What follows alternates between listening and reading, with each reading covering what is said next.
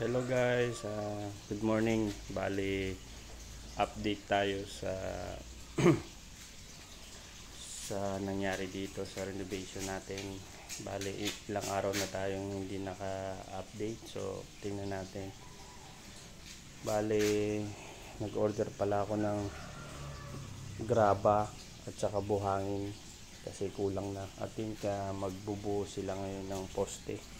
Yan, kasi nagamit na nila yung poste dito. Yan.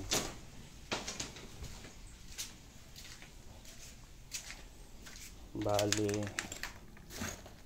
ilan na? 6 na pala na butas. Ito, 1, 2, 3, 4, 5, 6. So, nag-order sila. Yung contractor humingi sa akin ng graba at saka buhangin at saka mga kukulamber. So, mag-ano sila, magbubuo sila ng poste. Yan. Yan. 16mm, 12mm, 10mm. Yan. Alright. Abang na yun sa second floor. Plano dito, slab at saka kwarto, at saka may maliit na living room sa gitna, at saka dun sa dulo may laundry doon. Yun ang plano natin. Maliit lang na kwarto. Pang bisita lang yung mga titira, yung matutulog, para hindi na nakakahiya sa sala matutulog yung mga kamag-anak ko. Bali, ito ayusin din dito yung kitchen na dirty kitchen. Alright. Yan. Hintayin na lang natin yung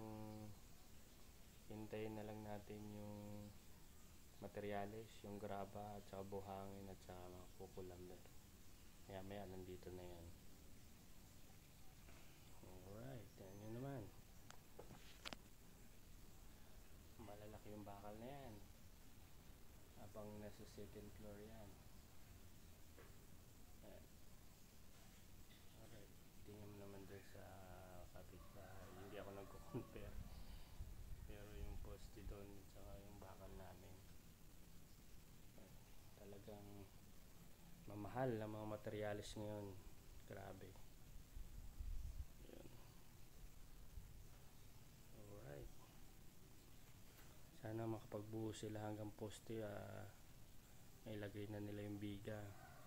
Saka makapagbuhos na ng bubong. Samantalahin natin yung magandang panahon ngayon. Yan.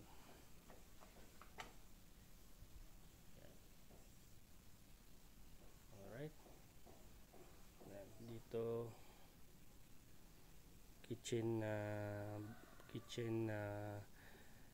kitchen top at saka may bar counter doon ang living room,